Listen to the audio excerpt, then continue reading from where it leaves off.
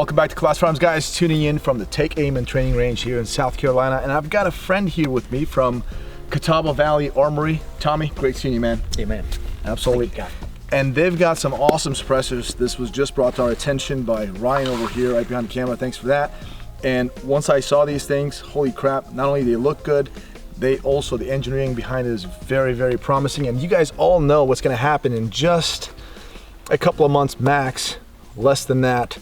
No NFA tax stamp anymore, so no $200 tax stamp, so you can actually get suppressors without paying that $200, whatever that thing is. I'm glad that's out. So with that being said, we got a lot of cool suppressor companies out there.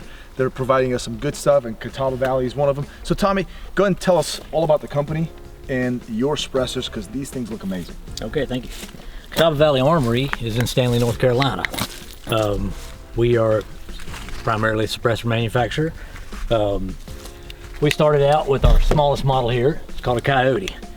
It is a 4 1/4 inch can, and it is built to keep SBRs short. Nobody wants a long can on a short gun. Oh yeah. Yep. So the can was designed around an 1 5/8" tube.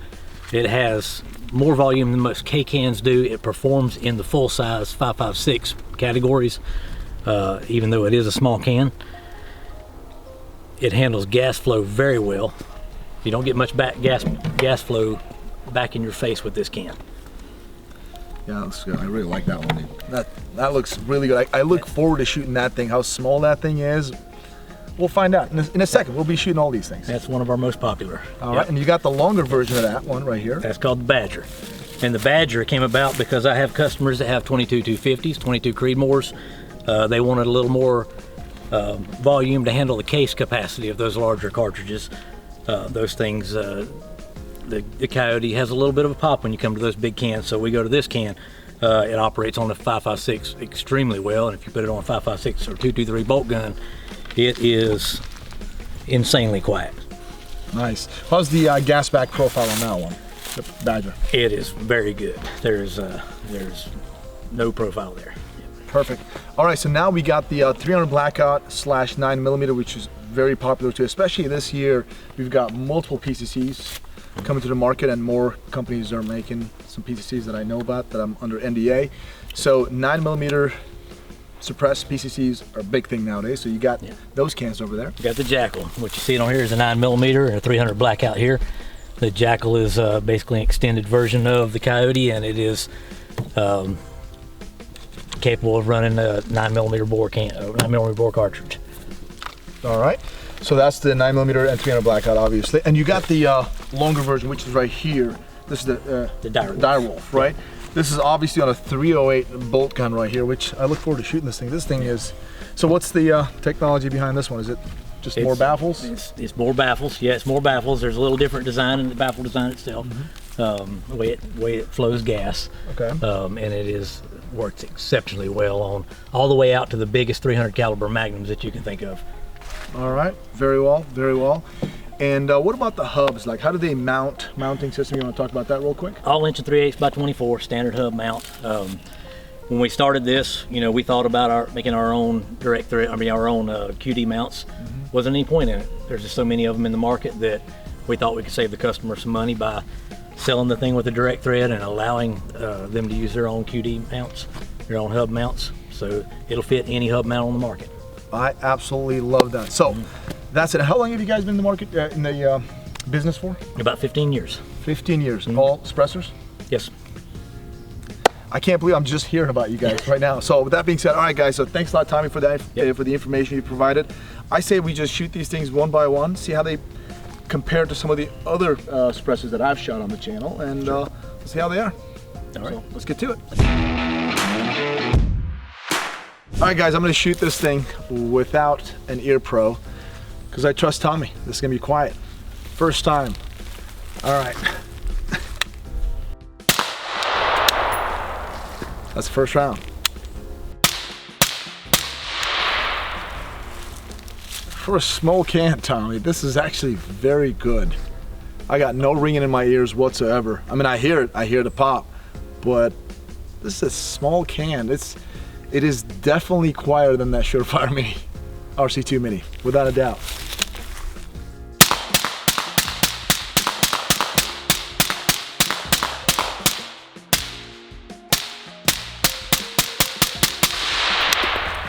trying to see if I would get like a lot of gases back, and no, not much at all. This actually sounds really freaking good. All right, so here's what I want to do. I want to actually use the, Tommy, what was the longer version? The Badger. The Badger. I want to use the Badger next on the LWRC. Then I'm going to cool this thing down and then use this on the LWRC, so I have the same exact 16-inch barrel, one-to-one, apple-to-apple comparison. See how the Badger compares to Coyote before I move over to the 300 Blackout and the Direwolf one. So I'll be right back. All right, guys, Coyote and Badger back to back, so you guys can hear the difference, and we'll get to it. Back to back.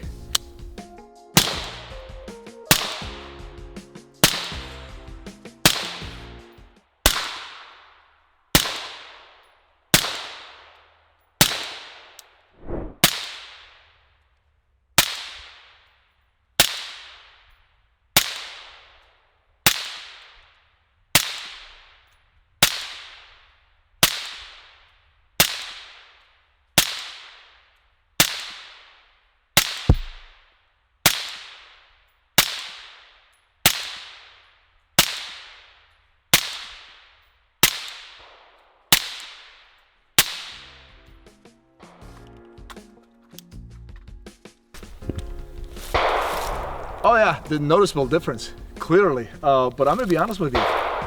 I personally would run the K1. For me, like the more compact I get, the better it is, especially for my CQB or home defense stuff. I want to keep my rifle as short as possible. So that K1, the Coyote, I mean, yeah, of course, this is quieter, but I'd take the Coyote over this one. But this has its own applications too. If I have a really short, like, okay, do we have a barrel restriction on these cans? Lifetime warranty? Lifetime warranty. All right, guys, so go ahead and get a 2-inch 308 gun and just throw these cans on there. Just blow those things up. These guys will take care of it. They hate me now. Don't do that. But no, so if I really had one of those like 7-inch AR, yeah, I'll throw that one on there. Good to go. But yeah, fantastic, because as you get shorter on the barrel, then of course you're gonna have a higher sound profile as well. I am utterly impressed, guys. I got no ear pro at all, no ringing in my ears, and we're shooting obviously 5.56. 5.56 are inherently very, very loud. Nothing at all. Again, I was shooting slow, but I'm getting nothing back to my face. Fantastic. I don't know, like the gun just still feels very balanced, so I don't have this a lot of back pressure where the bolt's just bouncing around. None of that stuff. This is really good, and also very good looking cans. And the price point on these things, under $1,000? $700. Yeah, you're looking at like 700 bucks in that neighborhood. That's freaking amazing. Great. All right, let's move on to our 300 Blackout cans. What were they? They were Jackals. So I'll be right back. All right, guys, the Jackal in 9mm. We're gonna do with 300 Blackout after this. We got a few supersonic rounds here and then subsonic for you guys. Let's see how this thing sounds in both. All right. Let's shoot at the bug.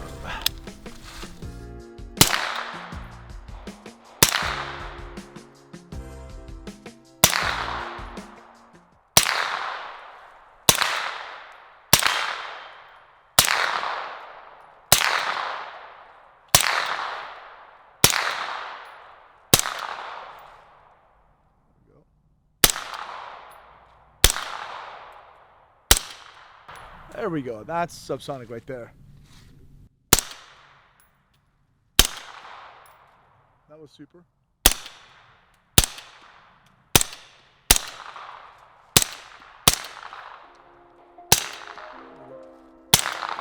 There we go. All right, guys. These are the Winchester 147 grain.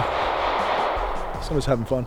Subsonic ammunition. Let's try these, because on the last mag, some of the subsonic rounds that we had were going supersonic.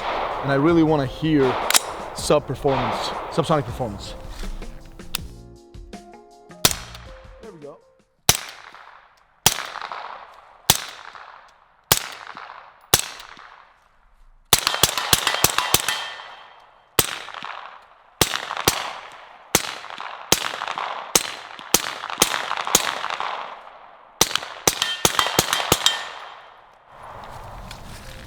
All right, so when it goes subsonic, it is absolutely pleasure. You can just hear nothing but just a little bolt, little pressure. That's it. So it's very, very quiet. But then, unfortunately, some of these rounds were actually going supersonic on us. So I think it is traveling borderline like 1120, 1140 feet per second. So sometimes going at 1150 and crossing that threshold. Going transonic, if you will. Yeah, somewhere right around there. But you know what? Okay, let me try this with 300 Blackout. And then we're gonna try the Direwolf with 300 Blackout, that big ass can, and see how that sounds. I'll be right back. All right, guys, wanted to give a fair shake because we got a long barrel on the other gun, and the rounds were going supersonic. Now we got the same Winchester 147 grain on a CMMG over here, which the barrel length is a lot shorter, so it should be all subsonic. All right, Jackal.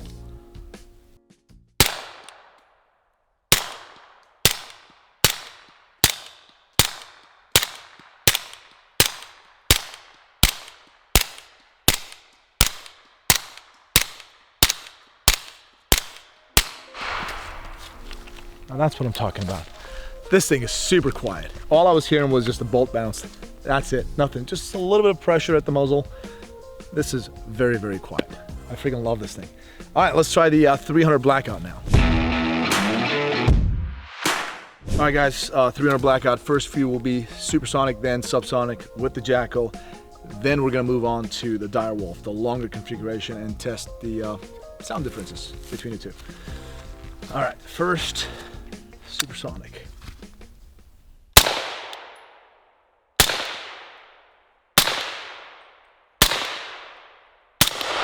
Oh my God.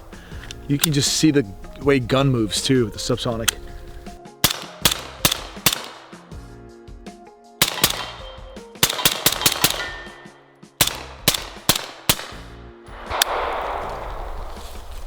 Absolutely incredible. Yeah. Yeah, supersonic, you can just feel and hear the difference significantly, but even supersonic was hearing safe for me, just like the 5.56. I did not have any ringing in my ears whatsoever. And when it comes to gas back to my face, nothing at all. Very, very comfortable, very balanced can. I love this thing. Let's try the Direwolf. I have a feeling Direwolf subsonic, which I got a huge mag over here, is going to be something beyond this world. So be right back. All right, Direwolf time. You guys see the significant difference here. So I expect a lot of performance out of this one. And these are basically designed for subsonic shooting, so we'll see how it is. And let me see my gas setting over here too. Less gas. Yeah.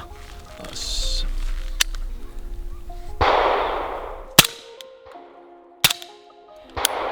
Oh my goodness, that is actually pretty much one of the quietest 300 Blackout cans I've used. Wow. Come on, that guy needs to stop shooting.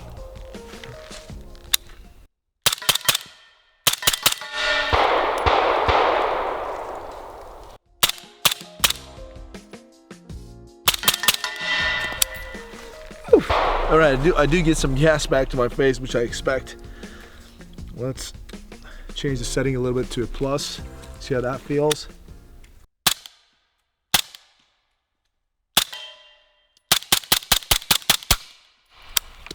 All right. This is incredibly quiet. However, somebody's cutting onions around me somewhere. So I got some gases to my face, which I expected, but yeah, oh my God, this thing is. So Tommy, how many more baffles on this one compared to the Can has 5 baffles in it. 5 baffles in here? Oh, well, I felt every single one of those things. That's a 30 cal rated all the way up to 30 cal. Yeah, oh, this is, if you want a quiet subsonic performance, this is up there. I mean, Ryan, you heard it too. What are your thoughts about this one? It is incredibly quiet. Holy compared to the Jackal, supersonic and subsonic. Yeah. There we go.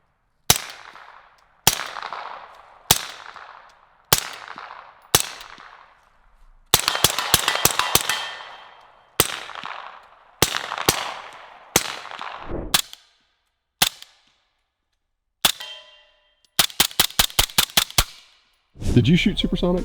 I shot that one. Yeah. I did not shoot supersonic through this one. Mm-hmm. You know what? How about this? I'll be right back, guys. I'm gonna shoot a few rounds supersonic with this thing. But subsonic, holy crap!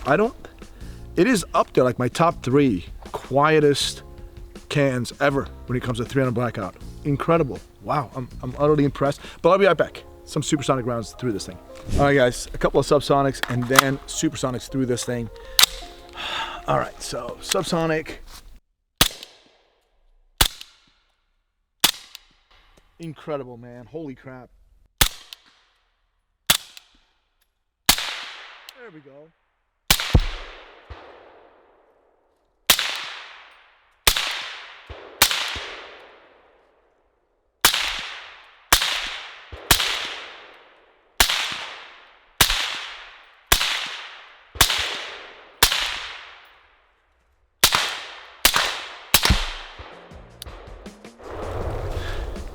All right, so subsonic performance is beyond anything. Supersonic performance, what was that, Jackal?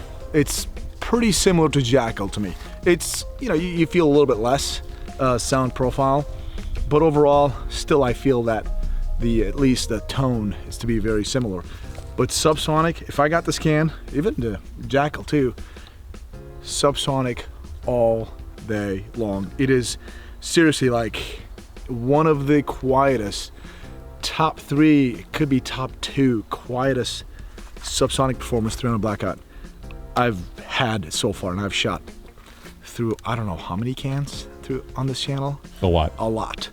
This is up there. These guys are absolutely killing it. All right, so now I'm gonna try this can on a 308 bolt gun. Obviously that's gonna be louder, but let's just see how much more. I'll be right back. Hi guys, Direwolf on a 308 gun. This is just a 7.62 by 51 NATO. So let's give it a try. I believe that's it.